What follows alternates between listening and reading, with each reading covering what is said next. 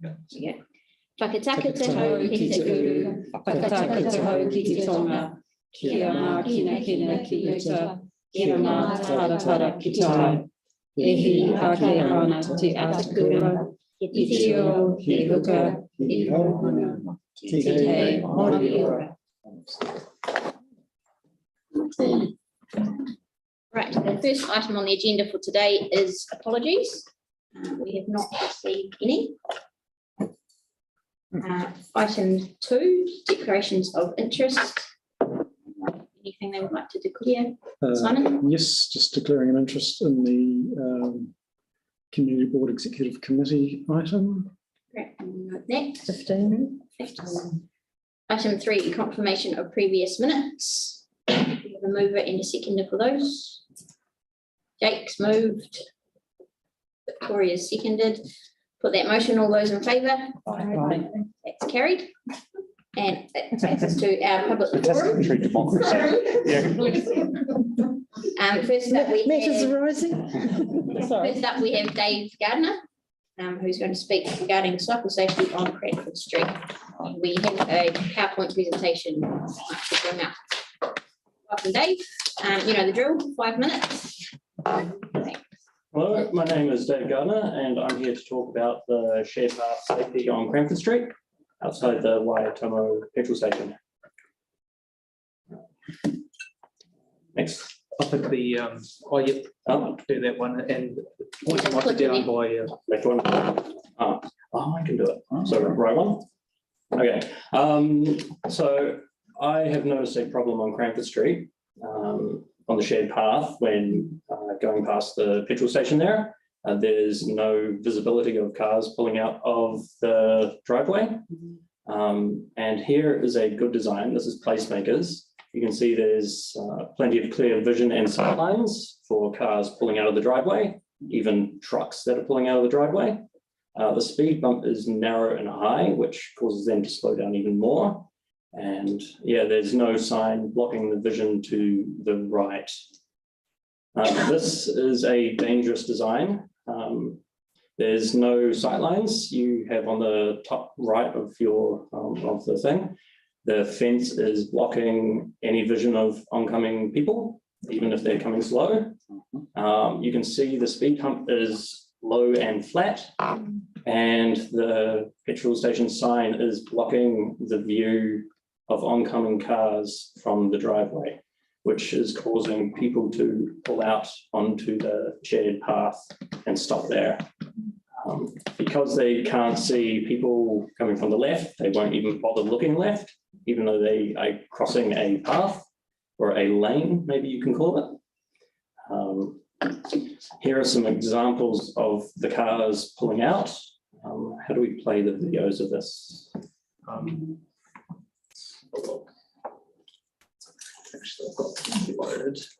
So this is me just standing in that location.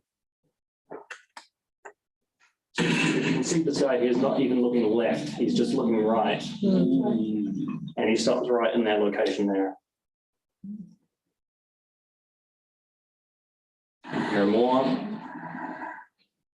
And they're stopping on the shared path rather than where they should be stopping. Because they can't see. Yeah, because they can't see. There's a give way sign there for the petrol station, but there's a stop sign for Placemakers as well. So it's not, what's the word, consistent. And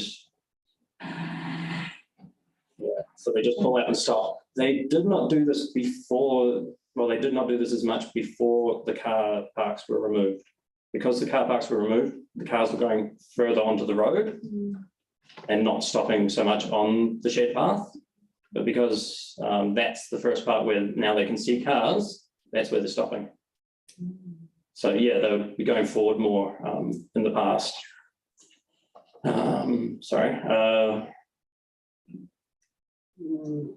Yes.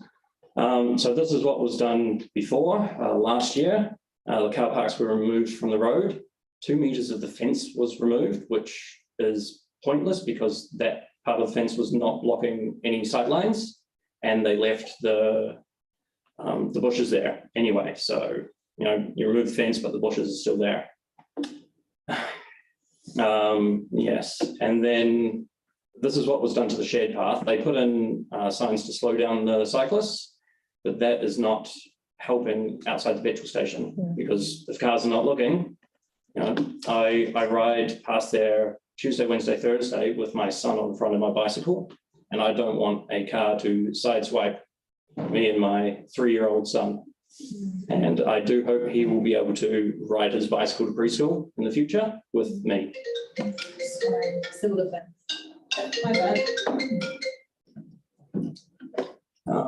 Part of the district plan with the transport is there needs to be an area to the left of the exit, well, the car's left, which is 2 meters wide and 5 meters deep. The depth that is clear of all obstructions, which I don't believe the fence is causing a problem with that. The part on our left-hand side there, that's only if the driveway is a certain width that it doesn't need to be done. On the left, on our right, it always needs to be done. Here's the guidelines for visibility at driveways. This is from NZTA, which says 2.5 meters and 5 meters there, which I have a link to the standard there.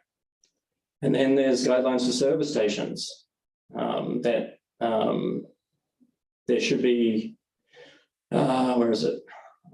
Suitable for a service station at low pedestrian flows. I'm not entirely sure how many people go past there because there's no counter. But yeah, motor vehicles may dominate the driveway footway interface so that pedestrians are forced to give way. Driveways should be designed to reinforce the motorist's obligation to give way to pedestrians. So that's a guideline. Also, here's guidelines for service stations again, signs. The sign must not obstruct visibility, advertising or traffic signs. And that petrol station sign is an advertising sign, advertises the price of the petrol there and that it's a petrol station. And here is all roads continued, create or contribute to a traffic hazard such as restricting sight visibility. So that sign is restricting sightline exiting there. Ways to fix it: remove the fence, remove the bush, remove the bottom cover on the Waipapa petrol sign, move shared path onto the street more. There's sort of a lot of space there now. I'm not sure. Replace the Waipapa speed bump with something better, maybe 2. But yeah, the visibility needs to be improved there. I think that's your 5 minutes, but I really like the way you've come to us on the problem, but you've also brought us some solutions. So that's fantastic. We'll be starting to look into those. Thank you. And we will see what we can do as quickly as we can to remedy that unsafe situation. Quickly. Can I just very quickly say, can we hear from Dave as to which one of those he thinks is going to get the best result? Remove the fence and the petrol sign, the lower the petrol sign. Sight lines, cars need sight lines. In the bush. Oncoming. Oh yes, and the bush, yes. So fence, bush and the petrol sign. And when you say the lower part of the petrol sign, it's what's underneath mowers and chainsaws? Yes, what's underneath, yes. Yeah. Well, it was really quick. You did really quick. Just wondering, have you spoken to anyone in Waipapa? No, Because it not is yet. their sign, we would have to work with them to try and get them to Yes. alter it. I thought. I imagined if this would they be just the had better legs thing. at the bottom and the sign on the top. Yes, other petrol stations have legs, and if you go look at other petrol stations, they don't have fences up, right next to their driveway. I think feel free to pop in and. Yeah, and it is a continuation of the shared path from the northern extension. Yep. So a lot of people probably are going past there. Yeah. And there's, I can't go on the other side of Cranford Street because there's no crossing. Yeah. So, Thank you. yeah, Thank you very much for the effort you've put into that presentation Thank and you. for bringing it to our attention. And keep your wee safe. cheers. Thanks, Dave. We'll Yeah. keep you posted. Thank you. All right, next up we have Marjorie from Victoria Neighbourhood Association. Marjorie? It's the forward one that I pushed. Yes, and you've got 5 minutes. Yep, I'm going to read so that I don't ad lib. I'll read from my notes. So it's Marjorie Montai, representing the Victoria Neighbourhood Association. We're one of 7, potentially 8 residents groups in the central city, and we've operated continuously since 1985. So the next slide, our location is shown on this map. It's a coherent, well-defined neighbourhood bordering on the 4 main streets, Beeley Ave, and then Colombo, Salisbury, and Victoria Streets. You can have a look. Lots of people have heard of Peacock Beverage, not so much Gracefield Ave, which is where I live. Who we are. So currently we have 186, it's actually 188 because 2 more joined yesterday, financial members with 10 pending. We have 43, what I'm referring to as associate members, who are people who, for one reason or another, feel that they can't or don't want to actually join. Some have a conflict of interest of one nature or another, but they want to receive our newsletters. We consult with them on things that affects the whole neighborhood. They just don't get minutes of our meetings or come to them, although anyone who is eligible to join, whether they have or not, are invited to the AGMs and any social things. So associate members and 69 others at the moment who receive some notices and newsletters in their letterbox. They might be new, so we haven't grabbed them yet, or we just want them to feel part of it. So that's 298, actually 300 now, formally interacting with the V&A, which is fairly large for Central City residents groups and a neighborhood of our size. Our priorities. Oh, I want to point out one other thing on that. We became more formal with membership criteria and a small annual fee once we incorporated in 2010. Before that, there was no such thing as belonging. You just got stuff or you didn't. Our priorities, these are taken from the formal, what do they call, objectives of the Incorporated Society. The primary one being to enhance and protect residential, underlined, bold, big, flashing light, residential amenity. That's why we file objections to any non-residential activity not covered by the district plan. This included the youth hub, currently being built on the Salisbury Street, Gracefield Avenue corner, and the regional offices of the Salvation Army back in 2015 is when they built it, who wanted to build alongside the Citadel, their Southern Regional Office. That's what we objected to. The church was allowed, even though it was residential land. So if you can see how our thinking is, we did not object to the residential component of the youth hub, only the huge, large proportion of non-residential. The residential is absolutely fine. Just like to make that point. It's also why we strongly objected to the Airbnb type rentals in neighborhoods that are residential, because we believe, as do many people, that they are commercial. End of advert. Current issues that we're grappling with. I won't go through all these. You can read them at your leisure. And some of them I've sort of mentioned. Gracefield Ave trees. Just followed up on that one, by the way. Yeah, who have been on this before will know that we might come back on that. The shuttle we're really big on, and I've said right here with appreciation to Councillor McClellan for his advocacy, well, your help and in keeping us informed. The other thing to point out about all of these issues is because of our location. It will be the same with Icon when Kate speaks. When you live so close to the CBD, everything that happens in the central city affects your neighborhood. So that's why we have to spend so much time and energy responding to things going to meetings, being involved, and one of our objectives is to do that every time. And we do. We respond to every survey. We front up to things. We are in the habit of saying what we agree with, not just what we disagree with.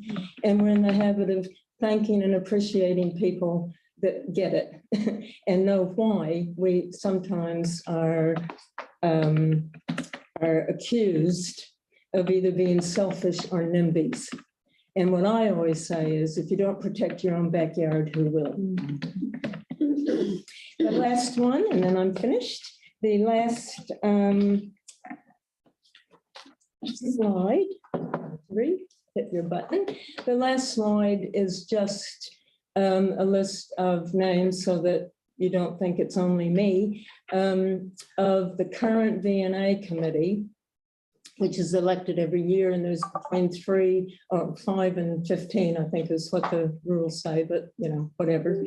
And some portfolios of people such as Jeff Banks, who you've probably heard on the Plan Change 14. He's the one that brought up the issue of loss of sunlight and did all the work on that. He's not on the committee, but he heads that team on our behalf. So we try to spread the load as much as we can. And I thought you just might like at your leisure to look at the names and say, oh, I know that person, or I've heard of that person, just to bring us alive and bring us all to the table, not just me. So thank you very much. Oh, you've got a little brochure which we put out, and if you can just hold that book up, that is a neighborhood association. That's a publication that we started, believe it or not, way back in the millennium, but then it got off track, and it's got photos and history and all sorts of things of the entire neighborhood, photos going way back. All of them at the turn of the century, all of them at the earthquake, and all of them at 2019 when we finished it. History of things. Now, if anybody is actually, we gave copies to the city council, the library bought them. We gave it to our previous community board. That's my only loan copy now. But if anybody actually says, yes, I'm interested in looking at it, I'm going to stay for a while. But my friend Jake, if you will make sure you collect it, leave it at the city council for me, and I can come and pick it up. If you think, nah, I know it's there, I don't need to look at it, when I leave, I'll just collect it. Okay, but we're very proud of it. And if you'd like to look at it. I've already had one request, so I'll have to trouble you to come down to council. I will happily come to council. So we can't get one anymore? Yeah, Oh, yeah. Okay. yes, but I just hadn't bought it. I mean, B&A didn't buy another one. That's our loan copy. What's the cost, Margaret? I'll have to check with the printer now. It's between $90 and $115. I know, but look at it. Yeah, I'll buy one. And that's the local. We now have a local printer. It doesn't go through Blurb, which is where we did it. And I just couldn't do, we couldn't do it any cheaper. That's amazing. For you, however, maybe a cut rate. Okay. Thank you very much, Thank you. Marjorie, for Thank taking you, the time to come and speak to it. And I just wanted to say it's great to hear that you submit on everything, not just the stuff that you object to, because that's what we need more people doing. Yeah, we is do. Saying they support things. Thank you. Next up, we have Kate Burt from ICON.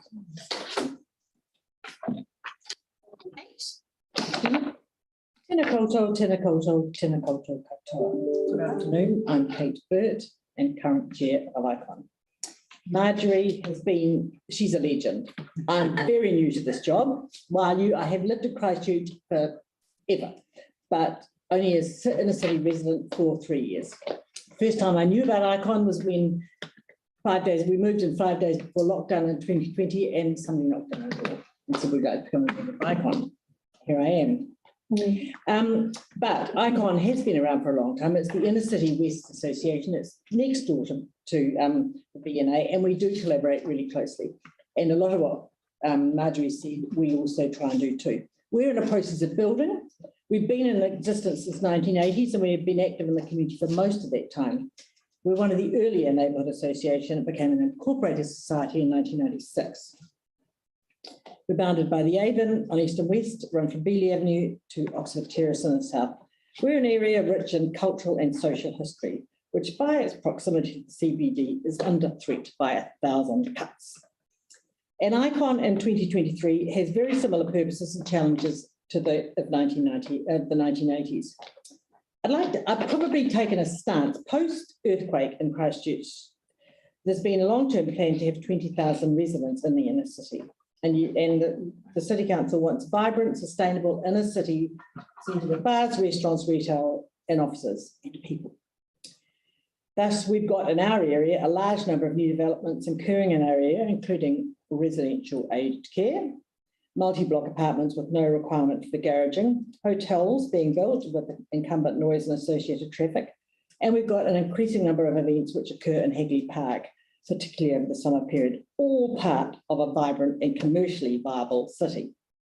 There are obviously competing forces and a need for open dialogue and accommodation is required.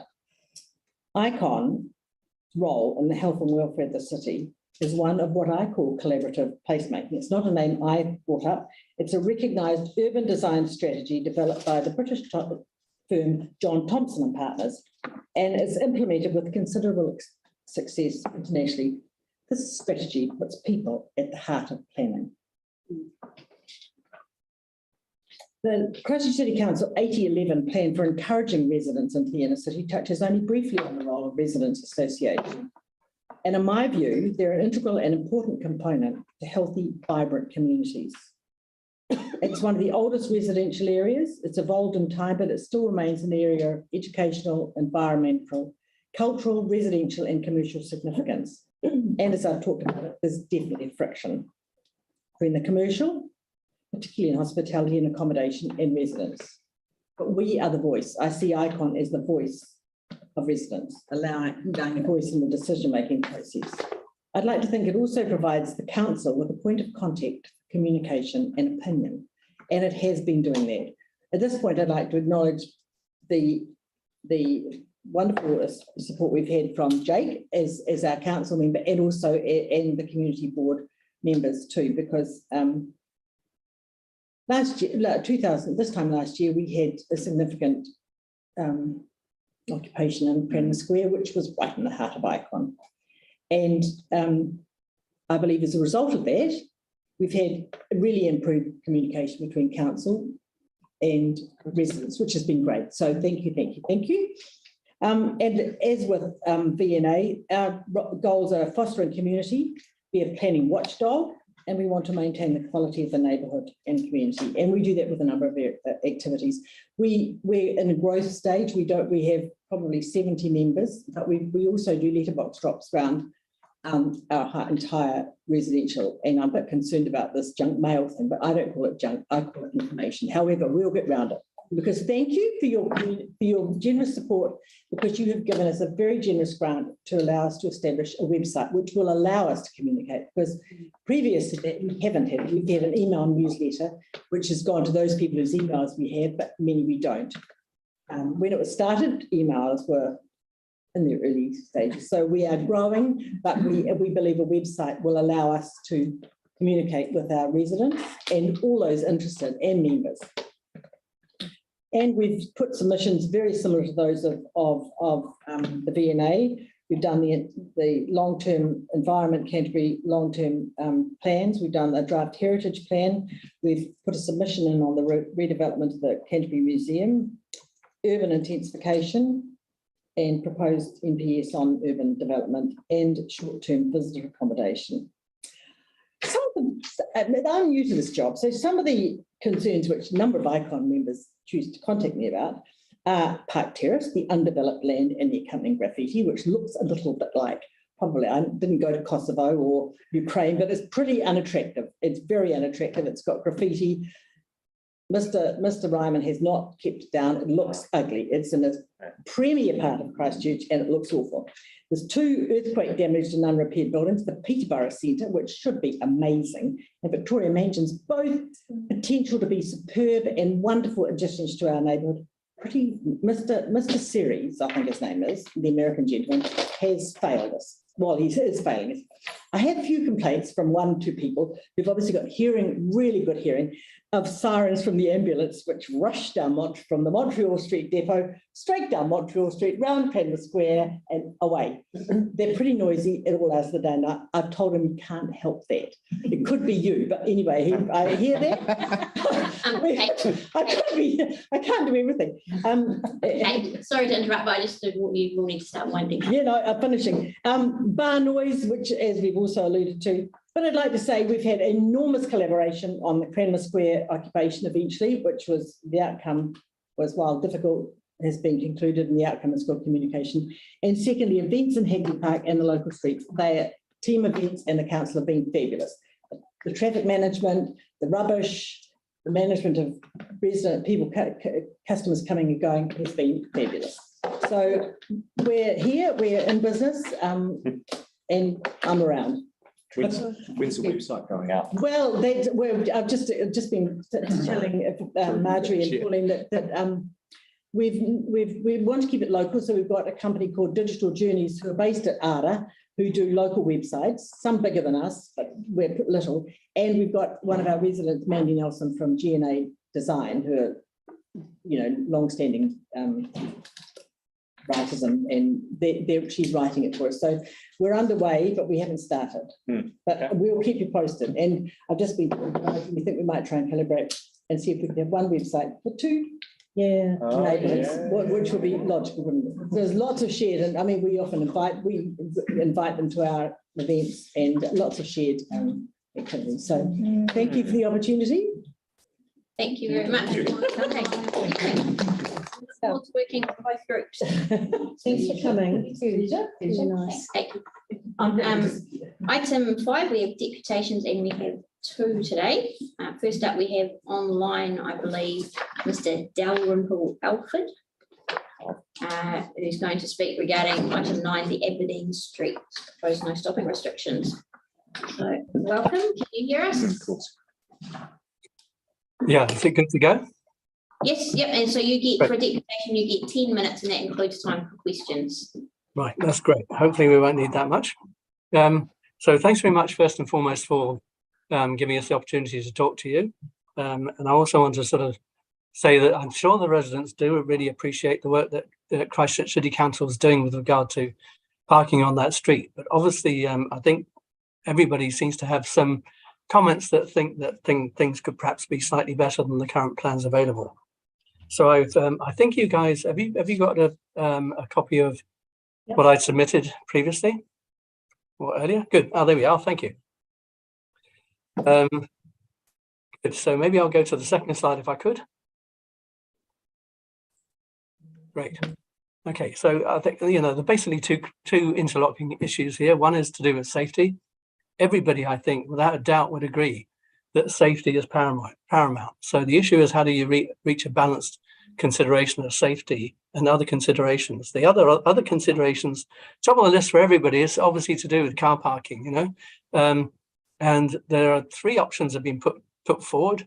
I think only 2 of them have actually been sent out to people. There's an additional option which has been tabled today for your meeting to look at, which I don't think was circulated to other people.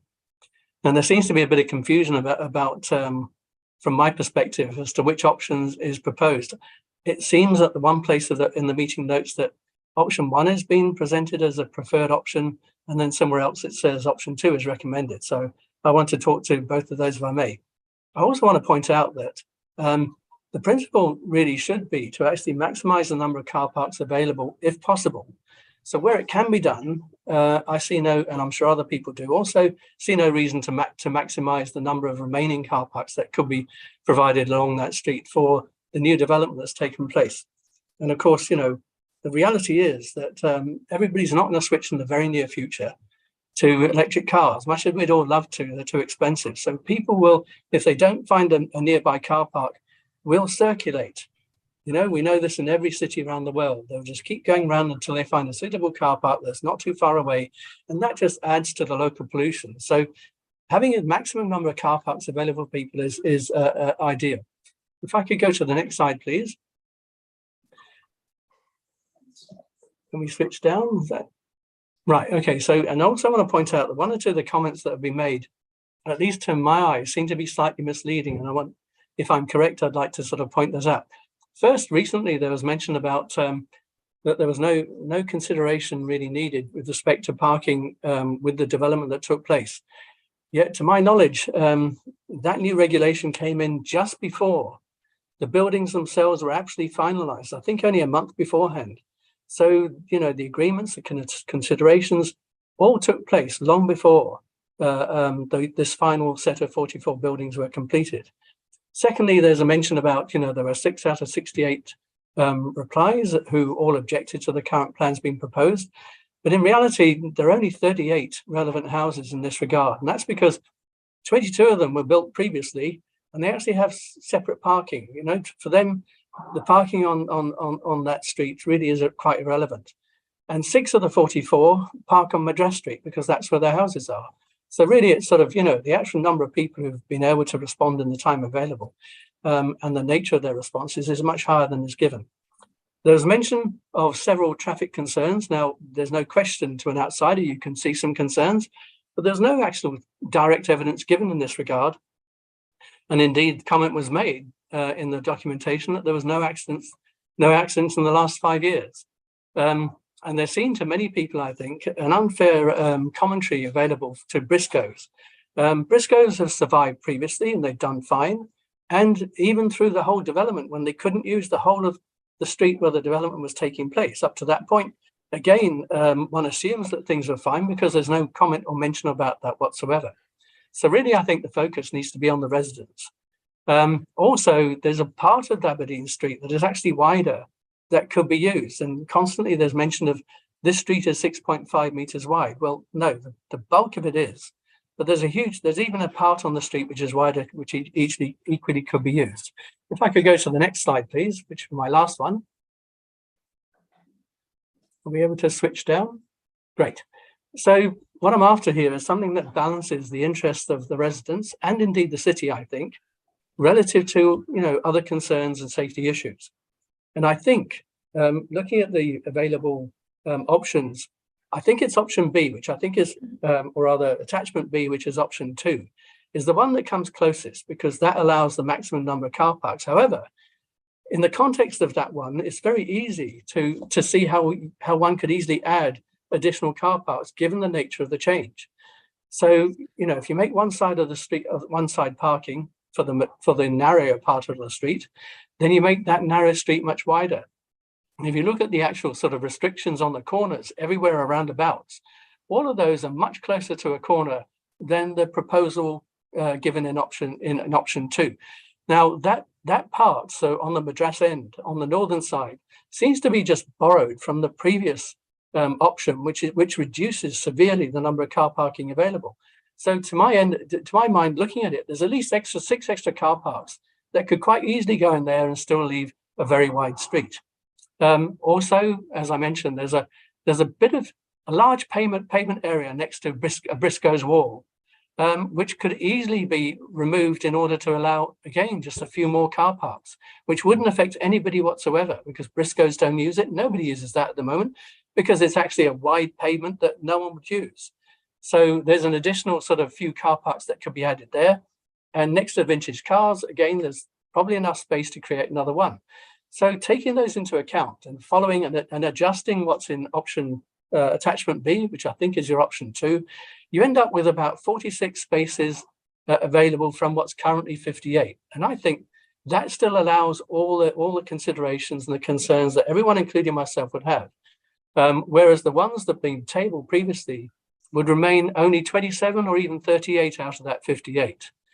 So the mixture of sort of actually engaging people, you know, like myself, who in older age, and I'm sure there are many other people like me who would like to actually move and live in the inner city. Even in the inner city, though, you have to take into account the fact that many people may not be particularly active. As we get older, there may be problems.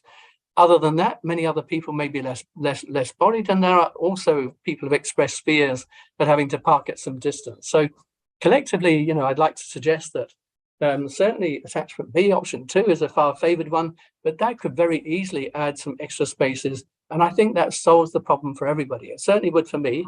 And I think for most people, that's a reasonable balance, and compromise. Thank you for your time.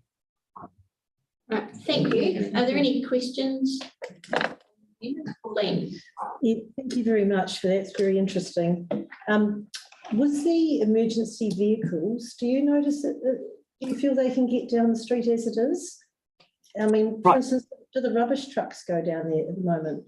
Yeah, one person commented that specifically that, there'd been no problem whatsoever with the rubbish trucks getting down there as it currently is. So, currently it seems to be fine. I dare say they have to be careful. I think option B with the additional car parks would mean there's more than ample room for that to occur. I mean, I personally think that, that the residential part of the street, which is the bulk of the street, could be closed off to heavy vehicles who are not utility, not emergency, and for Briscoes, especially if they need at any point to go down that part rather than the Manchester End Street. I also think that there's a comment, the comment was made about how using chicanes would be a better way of traffic safety. Personally, just chicanes by themselves without any other, impediments is not going to make any difference whatsoever. So I think there's no harm whatsoever in having some road bumps down that street. That everywhere, that's clearly the safest way of reducing people's speed. The sort of boy racer types like chicanes, and they certainly do not like speeding over speed bumps. So I think that would make it far safer. Emergency vehicles. Thank you. John, you've got a question? I have a question. Thank you, Mr. Dalrymple. Has there been any discussion about time restrictions as part of the recipe for this among the residents? Someone commented on that in one of the commentaries that was made, but I don't know of any discussion per se. I think that's a good idea too. I personally think that limited parking permits is essential in Christchurch moving into the future. Although I know that's an additional thing down the track, but I think that certainly sort of time restriction will be good. But I imagine that that's more to do with keeping it as is, with cars parking on both sides.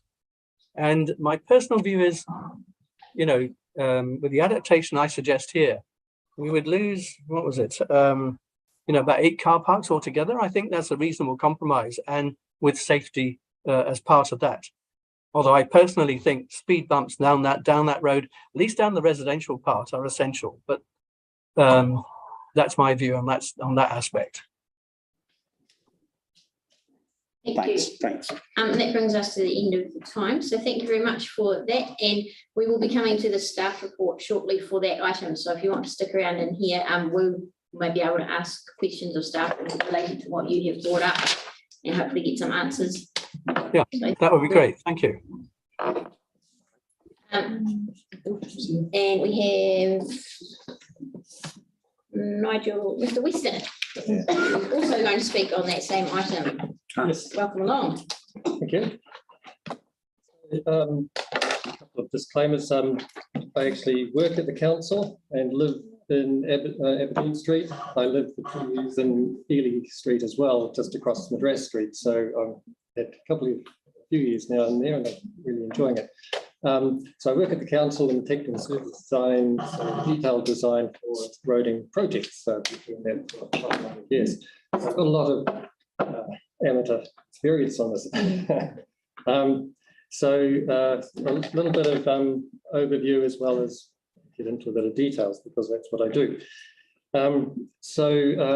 Also, I'm not a car owner, so in terms of parking there, I don't require parking for myself. I moved into the city, so I didn't have to have a car park, which is the purpose of these developments as well. But for me, the main purpose of improving the situation, because it isn't satisfactory as it is for emergency vehicles in particular, and currently Briscoes does have a reduced service. So it does need to be changed from what we have now. It's a bit unfortunate the developer wasn't insisted to replace the old restrictions straight away, so residents would have had a better idea of what they're likely to have to meet up with. So not all the current parking is parked legally, and so that needs to be done straight away. The early hits, I was here since April last year, and there were a few early hits of wing mirrors and And the fire brigade was brought out at one stage, and I ran out the door to help them, and they stopped right outside my place, and oh, I can't get through, but when I turned around a few minutes later, they'd managed to eke their way through. So that was a big fire truck. But I wouldn't want that to happen if there was a fire in one of the units down the back and they had to really get the truck there in a hurry. So really that doesn't work for us as well. So I've noticed about 35, 40 cars parked there overnight, and then it varies during the day. There's often space there, and that chicaning effect could be achieved. And yes, as noted before, Briscoe's vehicles do use Manchester Street in both directions. The road is wider there. You can see it on the aerial photograph up there. And the parking in the past had tended to be one-sided. Yeah,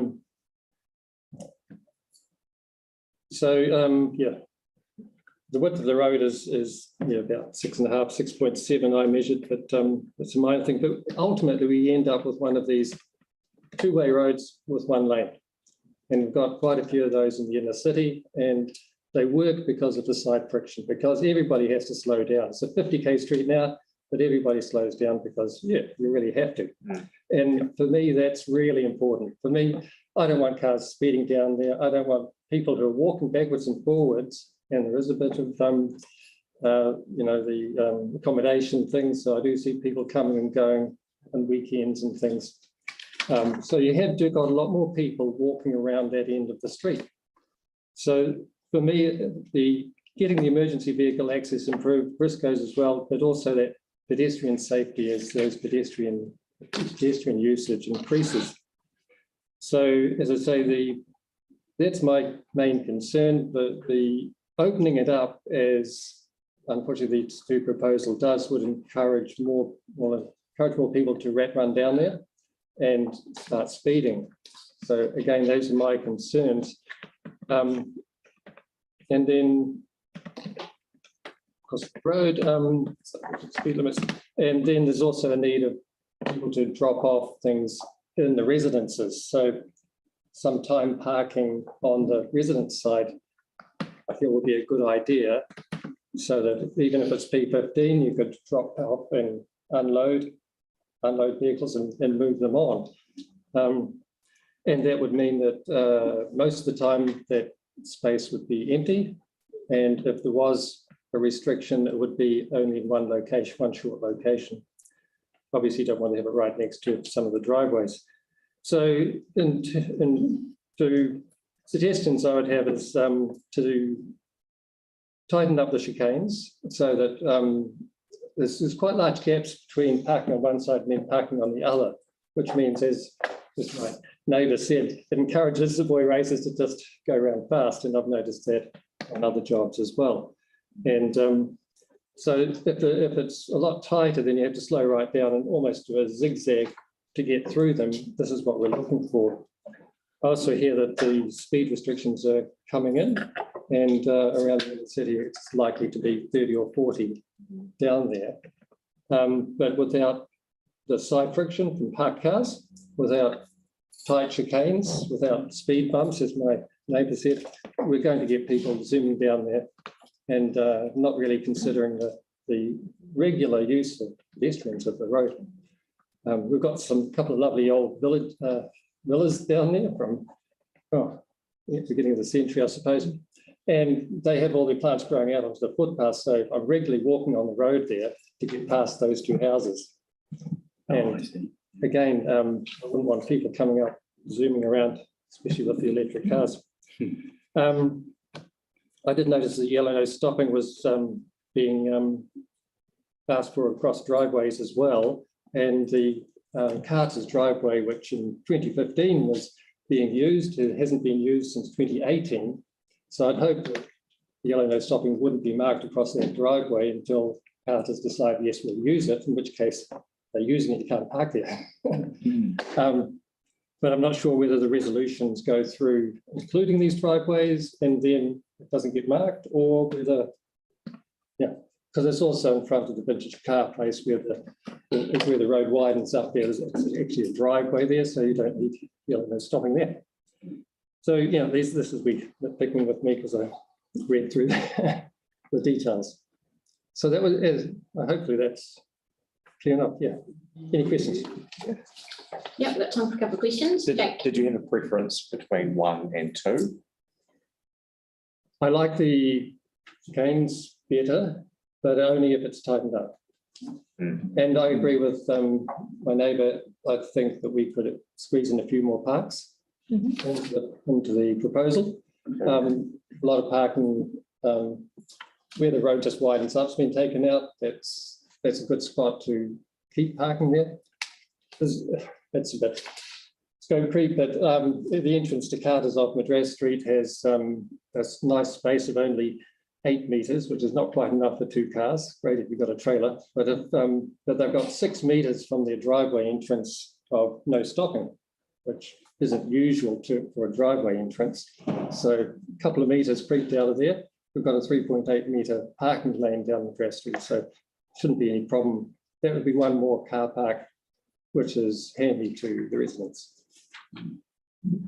Those are little things here. Victoria. My question is the same. Any other questions? Emma?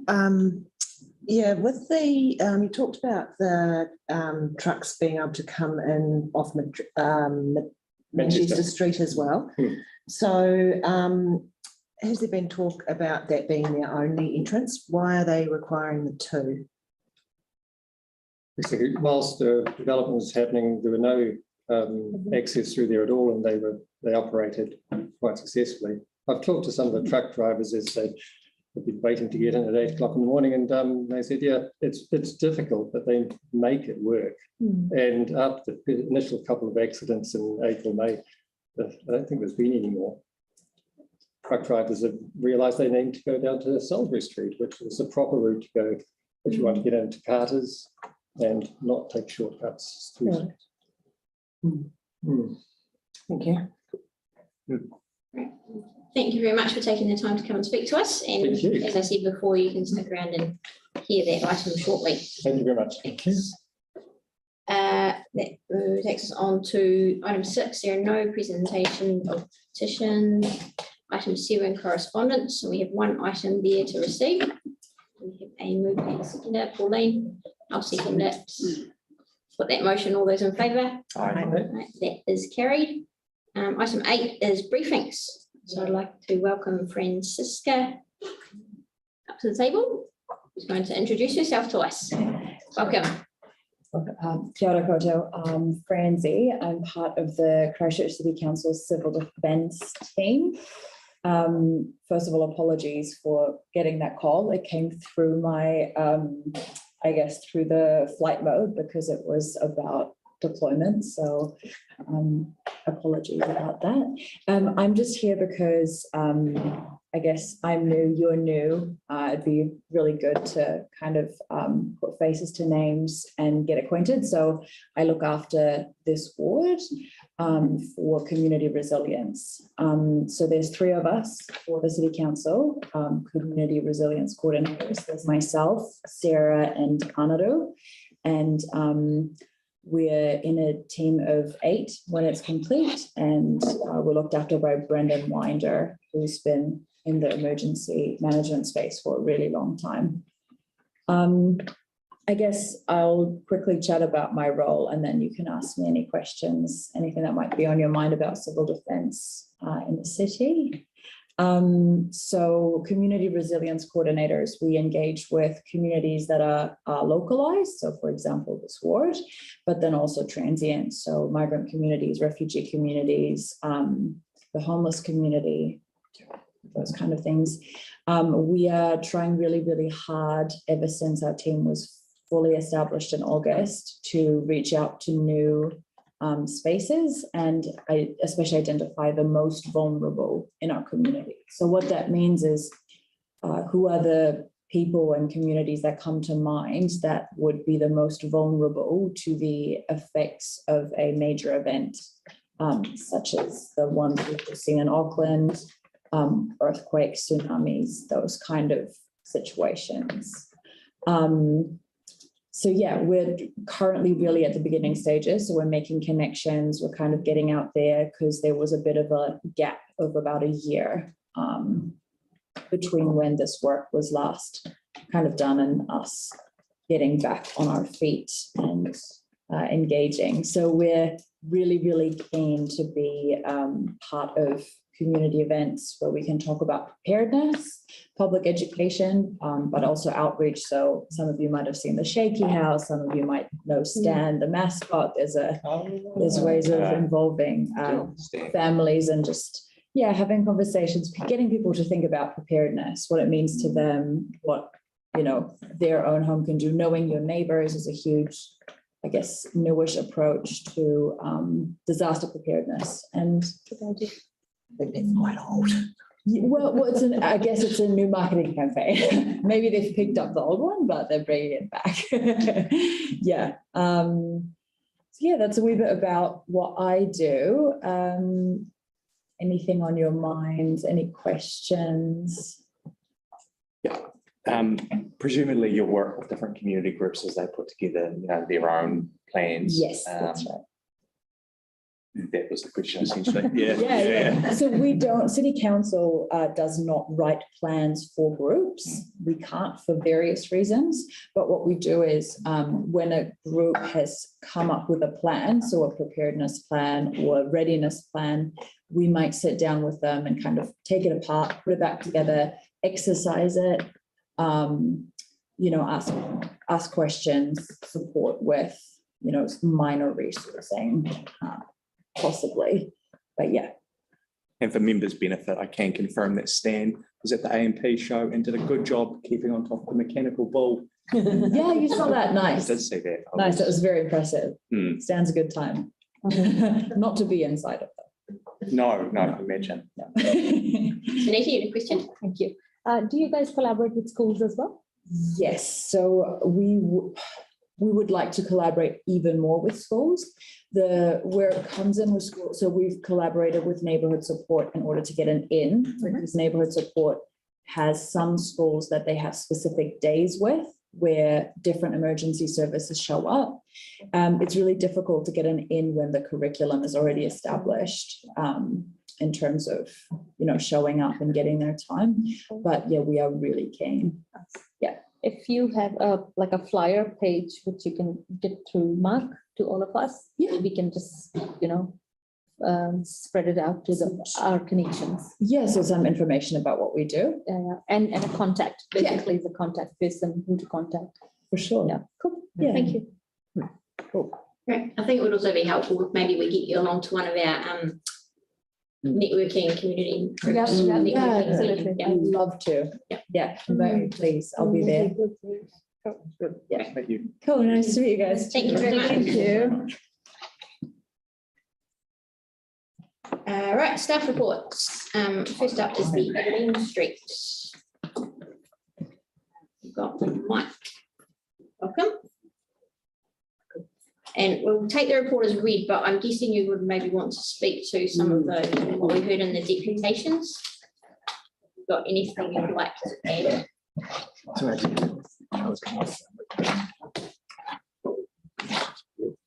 Thank you, Madam Chair.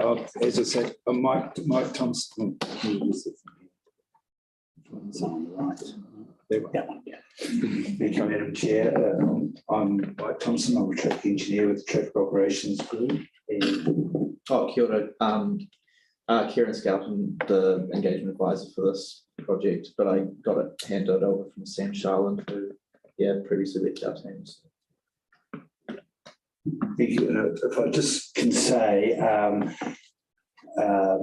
I might be a little bit light on details here because a colleague, one of our colleagues was the author of this report, and I might be a bit light on some details, but I'm very clear on the principles that we're seeking to achieve with this. If I could just say a couple of things. The situation with Briscoe's, this is not primarily being looked at to address concerns by Briscoe's in the first instance. They were consulted by us. They didn't come to us, we went to them, and they just advised us of the difficulties they have getting into the yard. Their service and loading area is from Aberdeen Street. Yes, they do have frontage to Salisbury Street. I'm not sure how long they've been there, but I've lived in Christchurch all my life, and they've been there as long as I can remember. I don't know how long it is, but you know, they would have existing use rights on that access. And when we've looked at the site, it would be a considerable redesign of their layout if they were going to move their whole goods loading service access from Aberdeen Street. The other point I'd just like to make is, yes, the western end at Manchester Street is a little bit wider. We don't have concerns about that bit. We're concerned about that section, the 2/3 of the road that is 6.5 metres wide. And in fact, I have a report that I've been presenting to full council next month on Litchfield Street, where we have situations where vehicles, a combination of a larger vehicle, you know, over recent years, we have a lot more ute type vehicles, SUVs, vans. So they're wider than your average passenger car, and it only takes one or two to park very poorly. And the report I'm putting to council is about an issue in Litchfield Street, which is a very wide street, except people do tend to park very poorly and compromise the clearance or reduce the clearance to zero for the tram passing. So the issue we've got here is not, you know, there's a question, we've had questions, could it be a one-way street, and or could it have time-limited restrictions? It's not about the number of cars that are there, it's just simply about the space that's available. And one of the submitters here has talked about the time when a fire engine did eventually manage to get through, but it was compromised. We've had contact from Fens about this. We've had some residents raise concern about the width. So we're not about trying to remove car parking just for removal's sake. It's about allowing the road to function for, you know, for vital services. Briscoes are there, they have been for a long time. As we say, solid waste trucks have to go down there. Emergency vehicles is a big one. In terms of, we're not proposing to remove vehicles from the wide part. One submitter talked about opportunities for further parking in that wide bit. If it doesn't compromise the footpath or it's not on private land, we certainly can look at that, but I suspect there could be issues with that. But we can look into that further. Just, can I say one last quick thing about the concern of whether the report is misleading in regard to the government requirement on councils like Christchurch to allow intensification of residential developments without on-site parking, and the timing of that.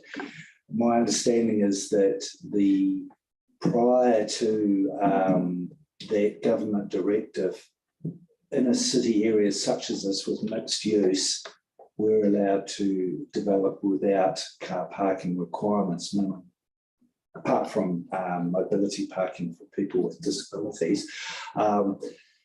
Regardless of the timing of what happened when, we still have a situation now where a significant development has happened that is creating a huge on-street demand that is compromising the function of the road. And that really sums it up to me, you know, for trip operations. Right, Jack. Some of the residents and the nearby mower sort of area, well, it's all mower, but that area of mower, I think I've mentioned that wanted to put back how it was before the development started being developed. And you were talking before about time restrictions. What was the case, you know, a year ago, a couple of years ago? Yes, just thank you. Prior to this residential development of about 66 units, there was a mixture of non-residential uses, and it was very relatively low density. We had a P5 parking which acted as a drop-off pickup. Of course, now that's been removed and it's just not needed. It was probably removed unofficially through the construction. However, we could either put it back or say, or we're coming to you to say, actually, it's not the issue anyway. It's not the issue anymore. We don't need the P5, but we have these other issues that are occurring here. So, sorry, and this is more of a request. If we approve this today as part of looking to see whether you can squeeze some more parks in, a P5 and a need for it, if it emerges, could be part of some wrap up you do later. Yes, but I have to say that if we were looking at a P5 in lieu of the no stopping, no, I'm not saying that. You just mean in other areas. Yeah, well, we certainly can be looking at other options on the likes of Manchester Street or Madras Street for time restrictions to potentially assist residents. And as you might all know too, Council has approved the central city and suburban car parking policies. However, another important piece of work is to have an implementation plan on how that will actually be enacted, because and that's the sort of thing, if we were, say, arguably to look at this whole section of Madras Street near this development of being all time limited, we could then say, well, residents could have an exemption from that time limited restriction. Right. However, the reason we have to look at an implementation plan is because if you've, say, got 20 car parks, just using a figure, but there are actually 40 people needing it, how do you make that work? Also, if someone gets one now and someone moves in a year's time, are they eligible? Do you say, oh, you know, it was first in, first served? And we need to look at how we could manage that for everyone to be fair and equitable for all residents. Because as you know, the demand far exceeds the supply. But there's options we can look at later, which is, I think, the essence of. Yeah. Come to Victoria and then Emma. Thank you. Can I just get some clarification, please, on Mr. Weston's suggestion that you tighten up the chicane? Is that something that's realistically possible? It's something from my, and sorry, once again, I have to apologise that I've come in on this very last minute, but my understanding of the chicanes was, just to clarify this, it's not a physical chicane in the road like we have done in some places, but by alternating the parking from one side to the other, we're creating the chicane effect. And the reason for that is to not have that straight line effect, which can make people just think, I'm going from one end to the other, and put their foot down. If you can't, if your sight lines are impeded, you tend to slow down. I think Mr. Weston will agree with that. Tightening them up is something that we could look at. That is a detailed thing that we could look at further. The preferred option,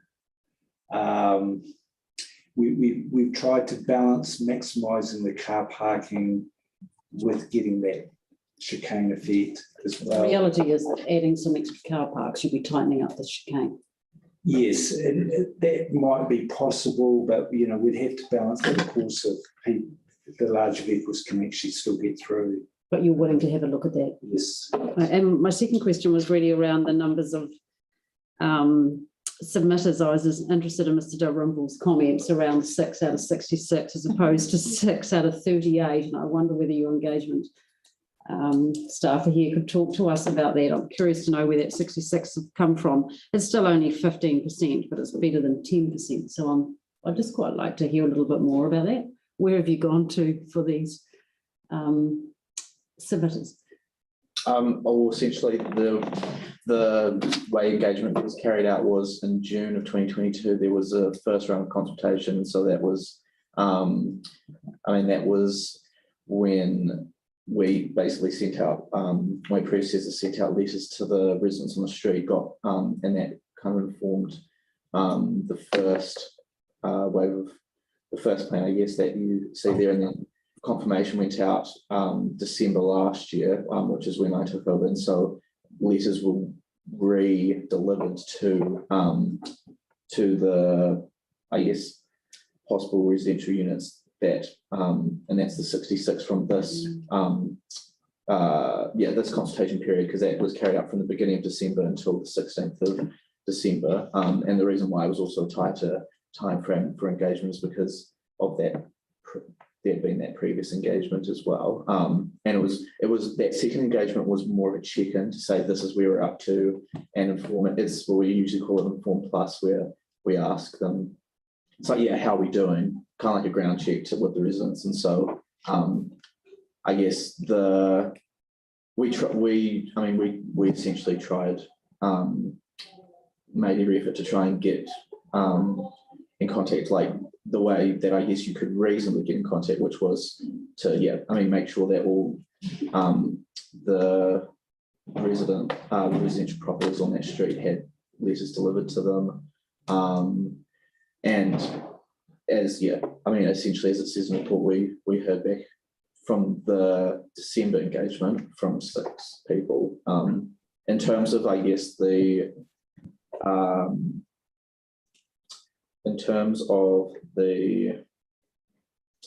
discrepancy that Mr. Dalrymple was talking about, where there was a different figure, that's something that I would have to go back and investigate it, because there's a bit of a blank space. But if that was something that you wanted to find out more about, I'm more than happy to. It was more of an observation, really. Yeah. How you can make the data sort of fit the narrative. I mean, he raises a valid point there, Yeah. and I think that we always need to be mindful about when we're interpreting the data, about where the real numbers are. Thank you. Emma was next, but I'm just going to jump in quickly because I've got a question relating to that. So when you went back to the people in December, did they see option 2? Is option 2 being put out there at all, or nobody else has? Yeah, sorry. So to clarify that, because I saw that there was also a bit of confusion surrounding the options. So option 2 came out as a result of consultation, and so because there were because out of the 6 that came back, all didn't support what was put forward. Option 1 was the ground checking, essentially, that I was talking about before. Option 3, the reason why that was included is because that, as it says in the report, that's the option to do nothing. And so that just had to be stated. But yeah, so sorry, just to clarify, option 2 is what came out of the consultation. That's the project team's response to But that hasn't been put out to residents. No, you wouldn't, because it came out of the consultation. It's overdoing it. Yeah. Go to Emma and then John and then Beck. I'm happy to move, is what I'm saying. Okay. Option 2. We'll just finish these questions. What is the classification of the road?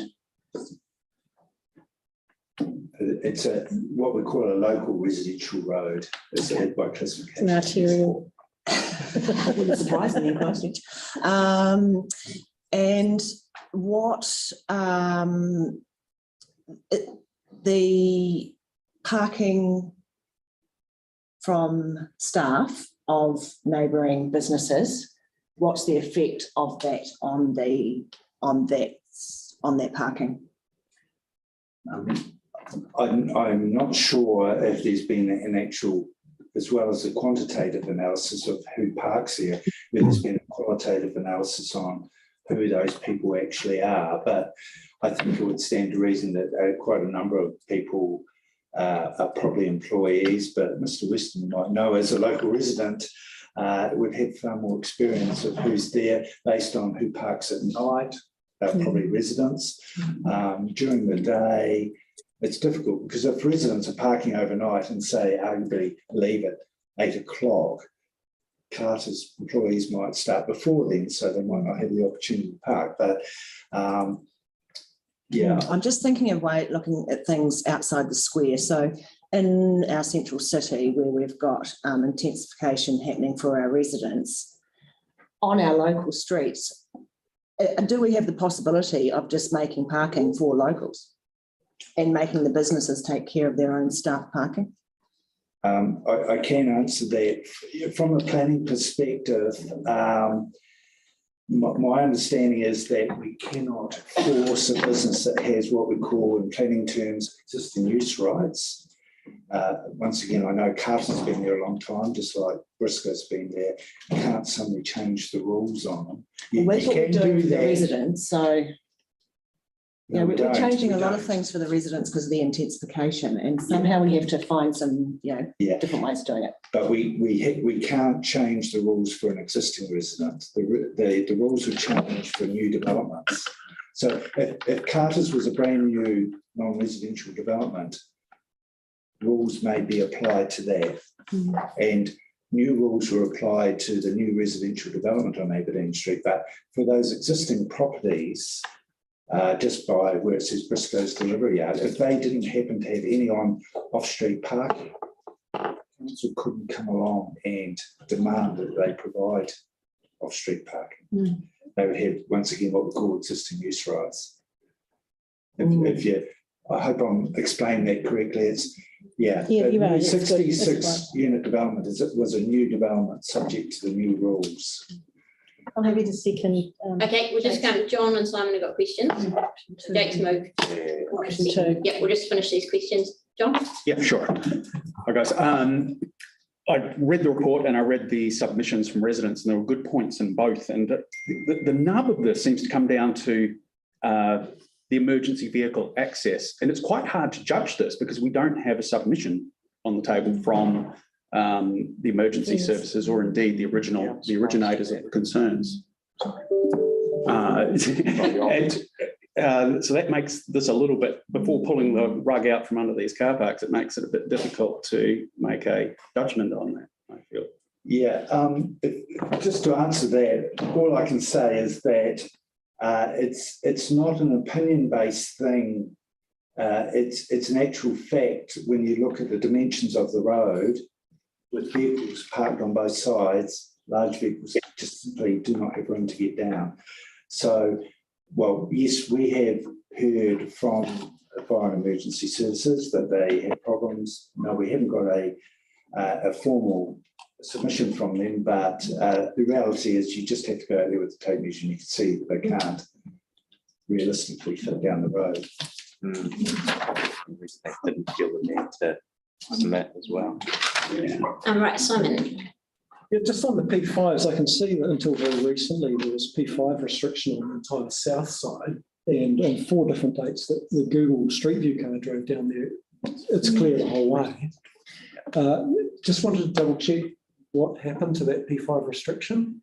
Yeah, I did mention before, we believe that they disappeared as part of the 66 unit development. It disappeared unofficially, not. And as I said, we would have put them back or through our asset protection team to have them put back. However, in the meantime, this issue arose, so that's why we're coming to you now with an alternative. Right. Yeah. Just a quick follow-up. It would appear to me that P5 restriction, based on the historical sort of view there, would have a similar effect to the option B that's in front of us, which is no stopping at all on the south side. P5 on the south side might have a similar impact, but perhaps provide some utility to residents for backup drop-off kind of thing. Or no, it clearly. Sorry, could I ask it? Yeah, well, once again, it's just a matter of it's not really the time restriction, it's the physical space that vehicles take up. And you know, it's simply a road that cannot function appropriately at the moment with parking on both sides. Time limited or unrestricted parking. Victoria? Can I just ask you to comment on the engineering best practice? Because I've read in the staff report that when removing parking on one side of the street, engineering best practice is to alternate the parking from one side to another. Yes, and that's why our preferred option does that. The option 2 puts more parking back, but doesn't achieve that alternating parking to the same extent.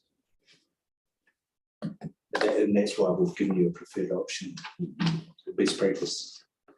Thank you. Right, so we have a mover and a seconder. So we'll move on to debate. Pauline? No. Sorry, you're moving option 2, the no stopping on the south side. And whether we need to also include in the resolution that Michael says they will endeavour to get more parking if we can. So maybe perhaps a noting effect there might be helpful. But I just think option 2 is or option B, to be called it, is actually a good compromise here. And your best practice is always something to strive for, but it's something we can't always get. And I think our cycleway program has showed us that best practice is just not quite achievable. There's no appetite for, especially when it's loss of parking. And if you say no one owns the road, but there may come a time later on when we actually remove more parking on the street. I don't know, and I'm not suggesting it for 1 minute, but I think a slowly approach is better for residents. And I think they've come in here and spoken. And Michael has given us the indication that option B is acceptable. Not quite best practice, but I think it's a good compromise. So I'll be supporting that too. Simon. Thank you. It's my view that this report perhaps shouldn't have come to us. If there was a P5 restriction and issues haven't been raised in the past, and that P5 restriction was informally or legally taken down during construction of that development, it's my view that perhaps it is my view that the restriction should have been reinstated. And then if the higher density living in the area was raising issues, then further changes could be considered. So I think it's not the best use of staff resources and a whole lot of public engagement to look at solving the issue by moving in one direction when there was something already resolved that may have done the trick. So I'm going to oppose this on that basis. I'll go Jake and then Victoria. While I take my colleague's point that the P5 may have been acting as essentially no stopping restriction, I would argue it's probably not providing any utility if no one's parking there, and therefore it is acting as a no parking restriction. So you're much better actually just to do what you're setting out to achieve, which is make the streets safe for emergency vehicles. I don't think a P5 would necessarily give that effect.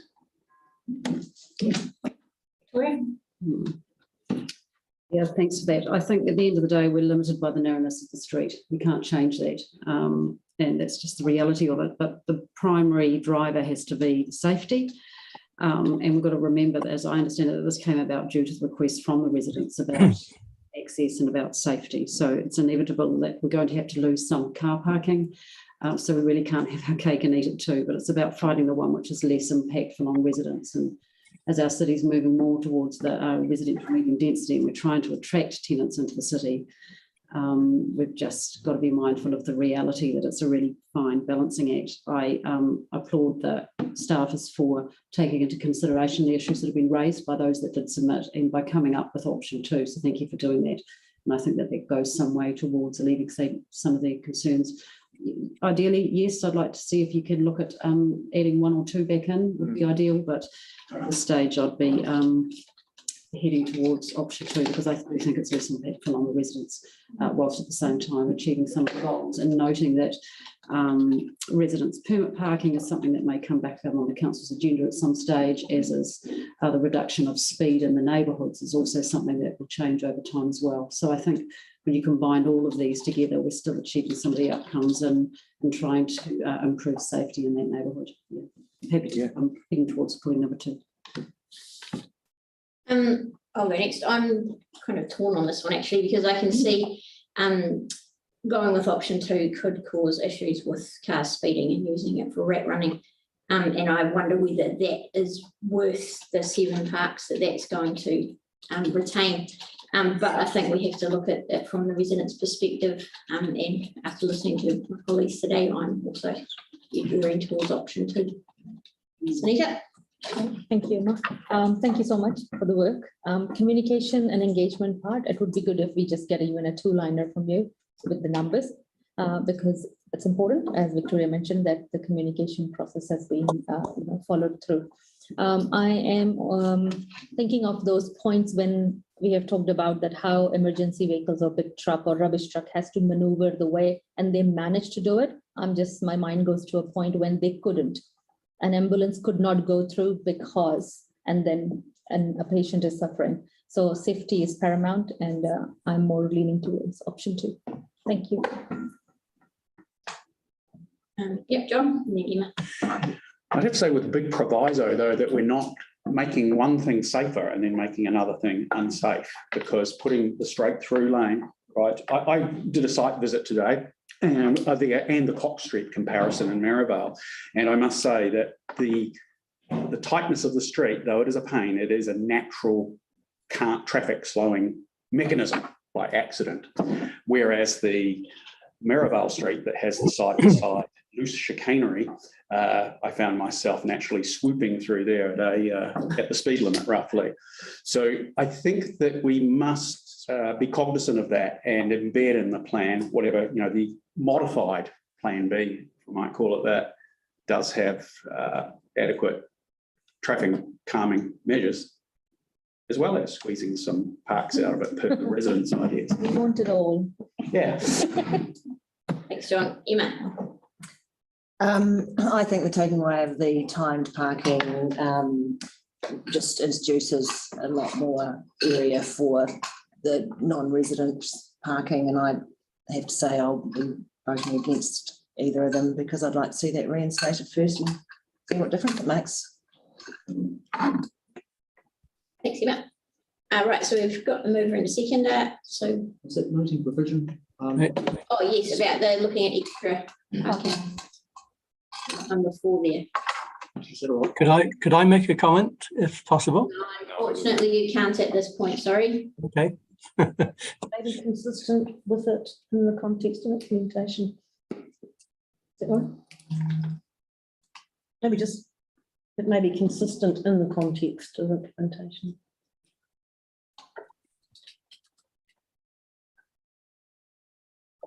Right. Is that all right? Yep. You're happy with that, Jake? Oh, yeah. Cool. Okay, so we'll put that motion. All those in favour? Aye.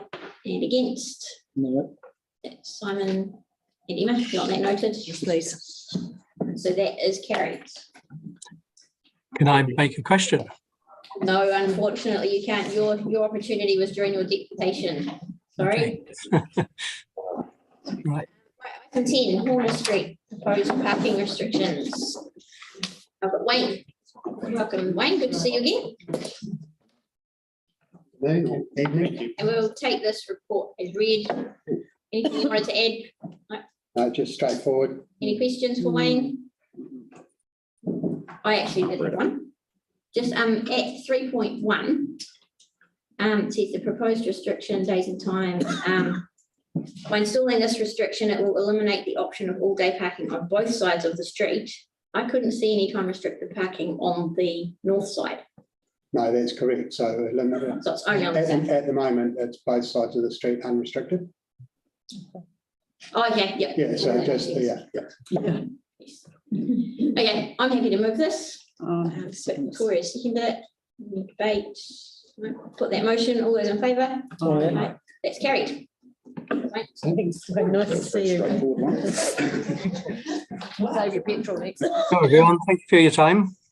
Thank you. Thank you. Item 11, dedication of local purpose road reserve as road, 31 Leander Street. So we have Stuart. Welcome. Thank you, board. Again, we'll take the report as read. Are there any questions for Stuart? Straightforward. Very straightforward. Go move it. Victoria, Sunita seconded it. Put that motion. All those in favour? Aye. It's carried. See you later. And you are doing the next one. Yep. So same thing. I'll move it. More place. Yeah. Or who going first there, Pauline? Yeah. Victoria, put that motion. All those in favour? Aye. It's carried. See you later. Item 13, discretionary response fund application from Maris Albion Rugby Club. It was good timing, Helen. I've been watching. He's been watching. I've got a question. Pauline's got a question. Yeah, just on the, it's disappointing to see that it's two declines from the Lions and Club Charity, so there's no one else funding them? So they'll still keep on making applications, and as you know, money attracts money. So if they get some money from the council, so Penrith and Waimari Sherwood have given them $5,000, so that happened on Tuesday. Thank you. How much was the staff recommendation for them, because they're 60% and we're 40? That was for $5,000. They've got a little bit less in their pot. Oh, okay, fair enough. Yeah. Okay. Okay, and on that basis, I think we'll move it. I'll second it. Put that motion, all those in favour? Aye. That's carried. Thank you. And item 14, Sound Community Centre Charitable Trust, the pizza oven. Can I just clarify, is this the pizza oven that we saw on our? But we didn't see it going. No. We saw the state of it though. Yeah, we did. So Sunita, you're happy to move? Yes, please. Victoria is seconding it. Put that motion, all those in favour? Aye. That's carried. Thanks for your work on those ones, guys. Item 15, New Zealand Community Board's Executive Committee voting for Zone 5 representatives. So Simon is getting back for this one. Yeah. Especially. So we have dream of supporting. three candidates who have put themselves forward for the Executive Committee, one of whom is Simon. So we need to vote for one of those three as a board. I'd like to move, Simon. Pauline has moved up. Oh, race for that one, I think, Sunita. So we'll put that motion, all those in favour? Aye. It's carried. Congratulations, Simon. We didn't debate it. Oh, sorry. No, but we do have to point out, I really liked your CV there, and obviously I'm not voting for you, not just because I know you, but because. In spite of. No, your CV, you're eminently qualified for this position, and I think you did a really good job. Yeah. Okay. Thanks. Yeah. So we're now on to the area report. Welcome. Take it as read, and any questions?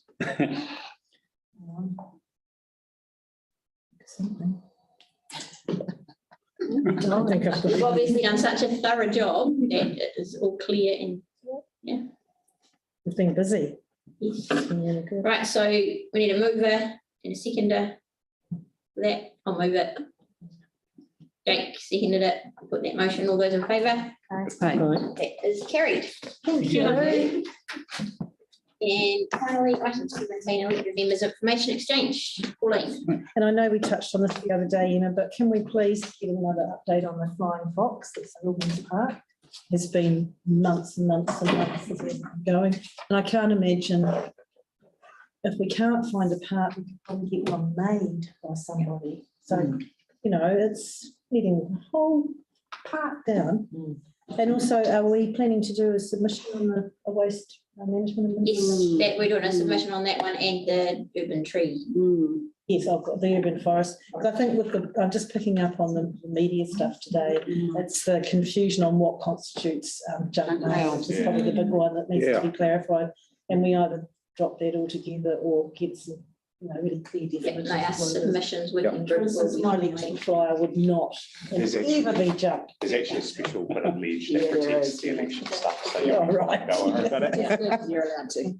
I think that's me. Thanks. That's you, Emma. Just on the St Albans Park, has it ever been discussed about putting a public barbecue in there? Oh, I think maybe Proof's gone now. Years ago we did fund a few. They sometimes get vandalised, but I mean, I'd be really supportive of that idea. So do you want to progress that? Or? That'd be good too. In that corner beside because it just gets this evening sun so beautifully in beside the children's playground. Yeah, it's lovely. And it's sheltered. It's just the most perfect spot for and I've been watching it for a while, and there are groups that picnic there. So can we move something in the members' info? We can't move something. No, we can. But we can ask staff to look into it. I like that. That would be good. Victoria. Oh, I had two things. I can remember one of them.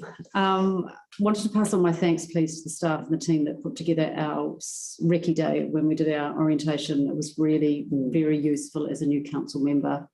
and particularly like to feedback on our speed dating session. I found that really helpful, and it's allowed me to make those contacts and to follow up with people. The second thing that I'd like to mention is that I contacted the Mayor's office and asked whether the Mayor would have any room in his diary to do some on-the-ground visits to any organisations or anything in particular in our neighbourhood for perhaps over half a day. And I wonder if my fellow board members here might like to think about that, and then we can put forward some options, whether they are community groups or sporting groups, or whatever they are, to try and prioritise what some of the issues are. And I think when we look at our planning priorities for the year ahead, gives us a bit of a steer on what those big issues are for us. And there's so much for the Mayor to get his head around, but perhaps if we use it as a bit of a guideline, and we'll talk about that when we come back to our planning, and keep that in mind with a focus on how we could or where we should focus for the Mayor to have a bit of a visit with some of our board members and some of our community organisations, please. Jack. Yeah, really support that. That was, I actually was thinking of texting Phil and telling him to get down to a couple of things in my ward, but I like that board approach. It's probably a bit more sensible than ad hoc text messages. Transparency. Yeah. The other thing is, so a couple of things I wanted to follow up on. Flood briefing. I think we're expecting something pretty soon. It'd be good to know when roughly that's going to be. And also there was a request on the old board that we haven't heard anything back on yet about traffic lights on Fitzgerald Ave and the phasing and the issues that we've picked up there. So it'd be good just to nudge that one along as well. I forgot to say thank you to our guests here today and those members of the public who are taking an active interest in local community board activities. And I hope that the changing of the time to 4 o'clock on a Thursday has meant that more people can turn up. There's 10,000 people watching online. Of course, there is. So good move. Thank you. Okay, John. Okay, I'm not finished with junk mail yet, and this may come up in our submission discussion later on. The new waste bylaw, I have a concern about the lack of exemption. We talked about the election stuff may be exempt, but I'm more worried about neighbourhood associations who rely upon distributing newsletters like Inner City East does, Richmond, Phillipstown, and so on. And they appear to be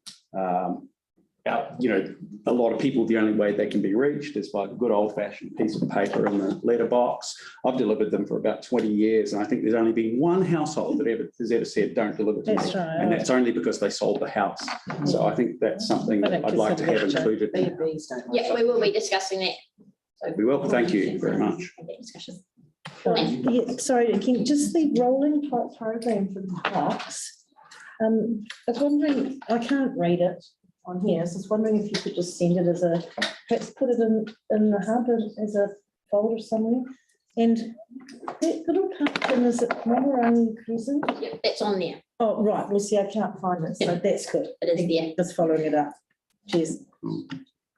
Emma. This is a bit of a strange one. Why on you, Emma? Lay it on. There is, there's something happening down in the centre of the town, centre of the city. There is someone special visiting the city. I don't know how public it is. Who is it? Yes. Yeah. It is public. It is public. Okay, that's good. So I have been speaking with the stonemasons involved. So the stonemasons have been invited to be there as part of the welcoming party on site. Recently, one of the major ones dropped dead of a heart attack. Since that, his wife has been uninvited. Oh. Now, when the Queen died, they walked onto the site and he was playing God Save the Queen. When they found out this visitor was coming, he sent out how to greet royal people to the crew. What's happened is pretty insulting. And is there anything we can do to influence that his wife gets that invite? Yeah, pretty sure we can. And also the families, they've been invited to stand outside of the metal fence. Seemed to me appropriate with Civic and international relations. Follow up on. I can't find the details. I recorded the details on my phone, but I can't find them, but I'll get them. If you could see them through. I'll get them and send them through, yeah. Because I just think that that's the sort of thing that gives the council a bad name. Can I just say, having been involved in rural visits before, there's really, really strict protocols around guests inside a certain zone. But I absolutely hear you in terms of the Nation's wife, because he's given so much to that project up there. Absolutely. Yeah. Yeah. And I mean, he was so excited. Sure, we can do something. Yeah. And thanks for bringing that up, Emma. Staff can do. Nothing else? Okay. Oh, just the shoe. The shoe's still there, the roundabout at the top of Cranford Street. Anyone seen it? So no cleaning's been done, no clearing of the garden's been done. Follow that, was it Ross? Still there. Isn't that like a? Go find the shoe. It's like the car in the city with the water. Yeah, Mark Hall. And the gardens are it's just disgusting. It's just hideous. Right. That's all. Yep. So we will close the meeting with our karakia. Everyone stand in.